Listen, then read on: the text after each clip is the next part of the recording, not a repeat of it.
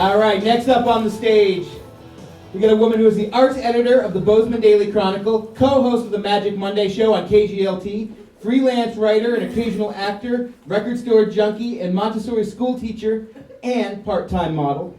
Wow. With her story, Deal Breakers by Omission, Rachel Hergett, everybody.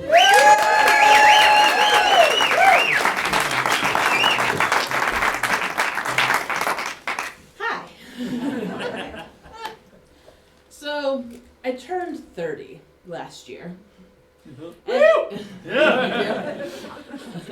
And in my family, that pretty much means you're of that age. That's the age where you can't go through a family dinner, a phone conversation, anything without your family asking about your dating life. Oh yes, are you seeing anyone? Are you still single? Haven't you found a man yet? I'm happily single, let me tell you. But they still ask. Even my 85-year-old Japanese grandmother remembers to ask me every time. And she has Alzheimer's.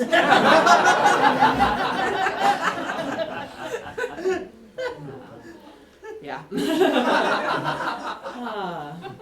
So, in thinking about this story, I was thinking about my decision to try online dating. And it was in part prompted by my mother, who has visions of me in a house with a white picket fence and a nice husband, and I get it. And there are times when maybe that's what I want to. Times when I see people walking down the street holding hands. Times when I think about, like, my grandparents, who are in the back row. And how cute they are. So I decided to give it a try, to maybe put myself out there in a way I haven't before, to expose myself, if you will, in this world of online dating. And it's not pretty. I joined a site, it's called Plenty of Fish.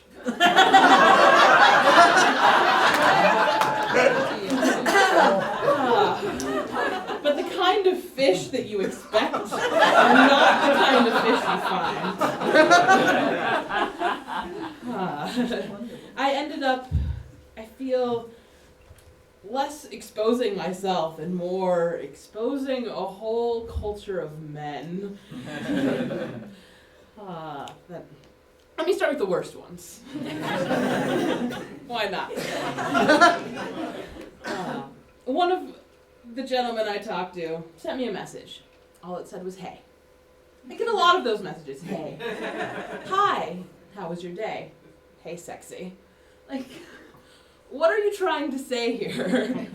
Is this the kind of message that you actually think will pick up a girl? So he said, hey. And I didn't respond. And then he said, what, you're not interested? So I looked at his profile. He wasn't what normally attracts me physically, but I feel like there's a lot more to a person. So, it had his height. It had that he had a job and a car. But under interests, there were none. And under his ideal first date, nothing. So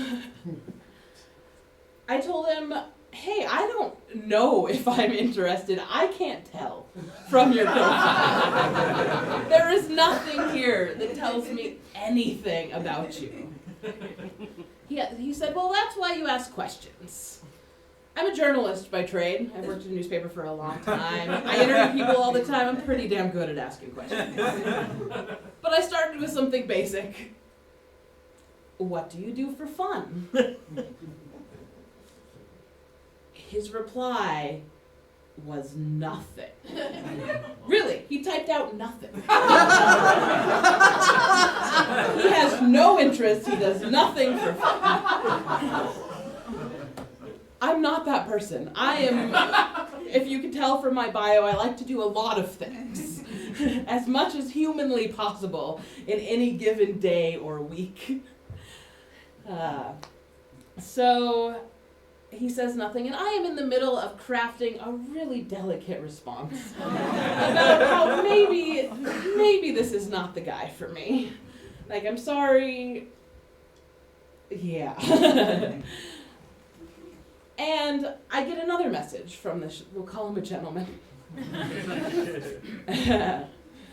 You'll see why that's funny in a second. I get another message, and it's like, okay, I do have an interest. I like to fuck.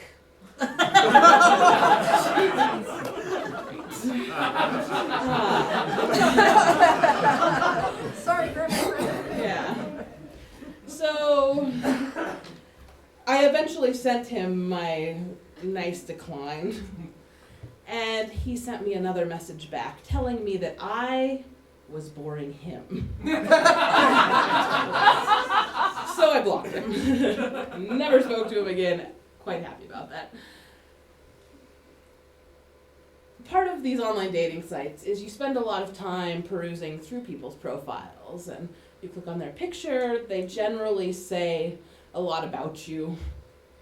They should. Mine does. I'm a writer, it has a whole diatribe about what I'm looking for. Really. I think there's a bit about me and what I like to do, but a lot of it is, hey, this is what I want in a man. Please be that, maybe. So one day I was looking through the profiles, and I clicked on one, and it said this man was in the Montana State Prison. And he invited you to write him in the Montana State Prison. He gave his name, his inmate number, the address. Anytime, feel free to write me. Well, again, I work at a newspaper. The first person I told was our cops and courts reporter. And the first thing she did was look up his inmate number. He's not in jail. He does not exist in the Montana State Prison system. So then it just raises all sorts of questions. Why? Why would you say you're in prison? How would you even get mail? Like, if someone does write you? Yeah, I never wrote to him. So let's talk about some of the ones that I actually did try and meet.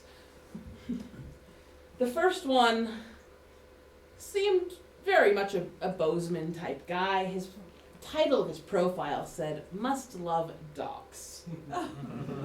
He had a black lab, a golden retriever, probably had a Subaru.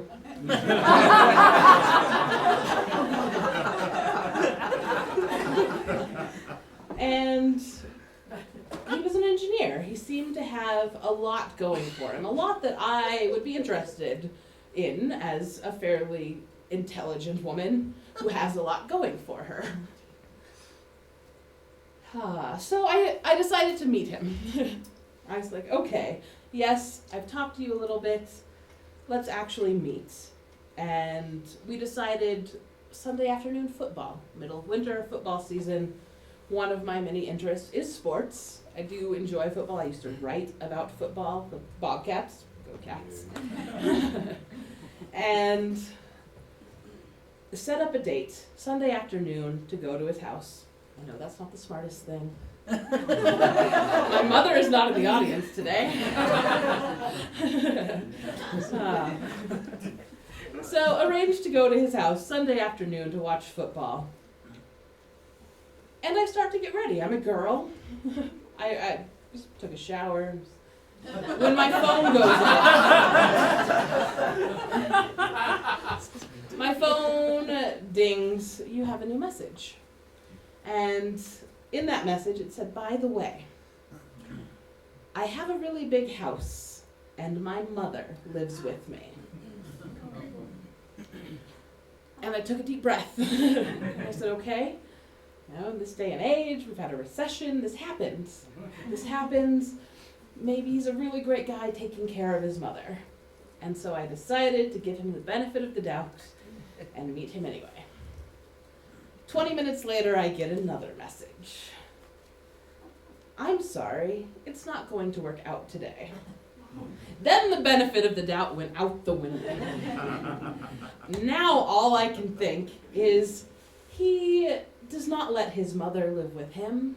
He lives with his mother. And his mother said he can't have friends over today.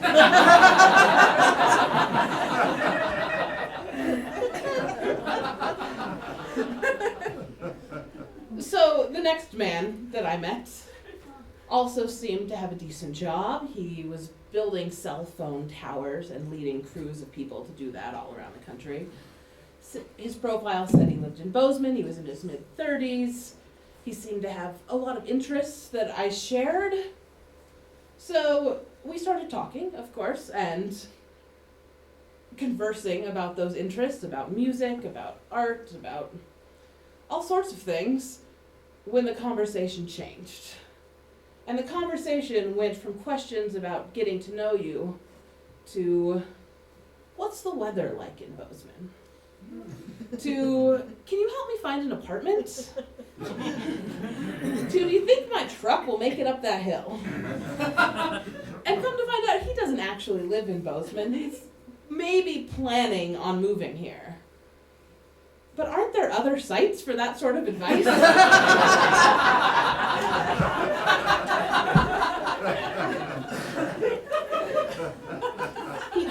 He did eventually move to Bozeman. And started begging me to meet him. Like, hey, I'd really, really like to meet you. Maybe we should do coffee sometime. And one day, I was in the middle of that 2-week-long cold that a lot of people had this spring that was evil. Like flat on my back in my bed for 2 weeks. I'm not going anywhere. And he sends me a message about coffee. And I tell him I'm sick. And he ignores it. And he's like, well, why don't we just meet for coffee anyway? Coffee at 7 a.m. at Walmart. Yeah. Big cafe. So this was a Saturday morning even.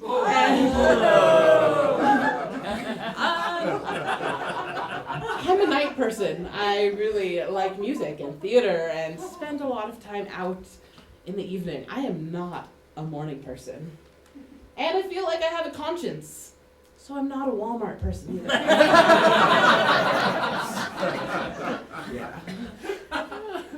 He eventually asked me if women in this town ever went on dates with men.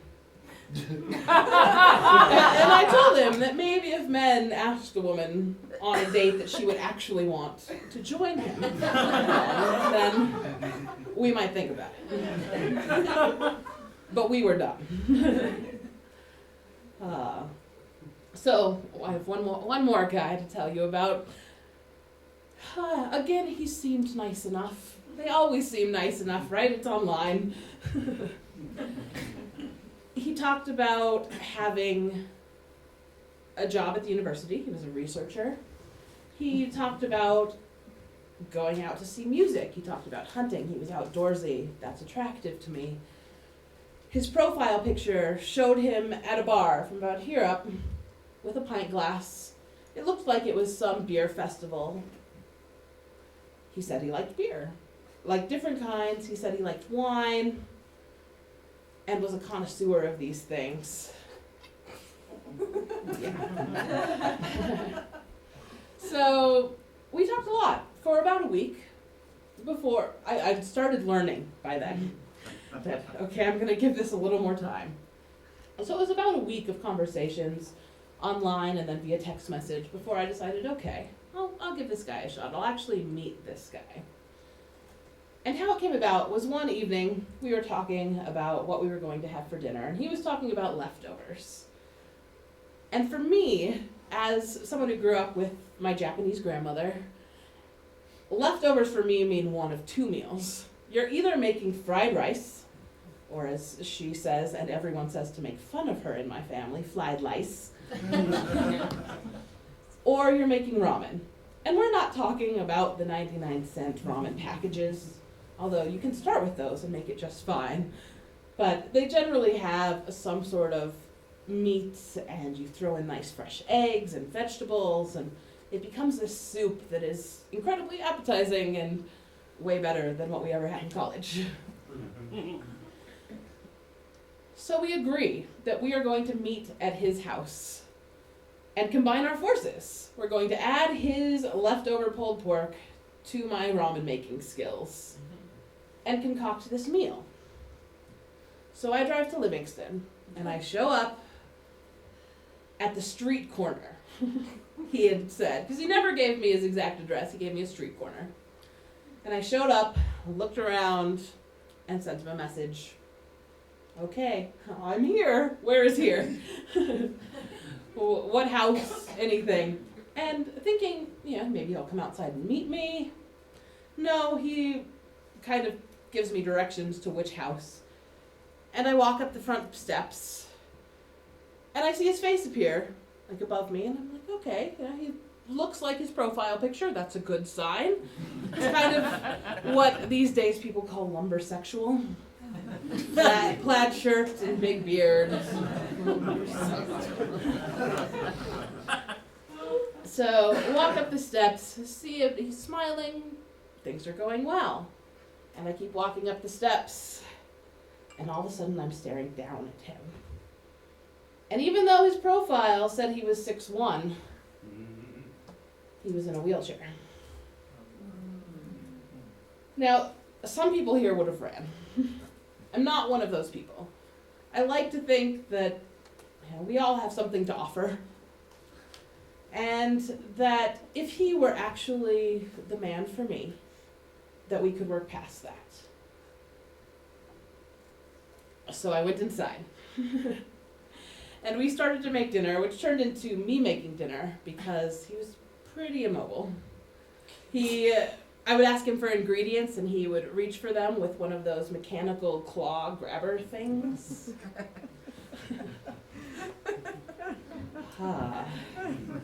And it got to the point where I had to do some deep thinking about what I wanted and what I was looking for.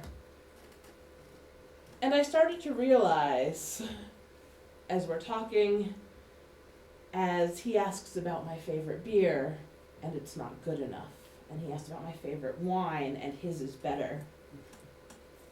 And he starts throwing out these scientific words to make me feel inferior. That he has all sorts of complexes that I don't want to deal with. And it has nothing to do with him being in a wheelchair and everything to do with him being an asshole.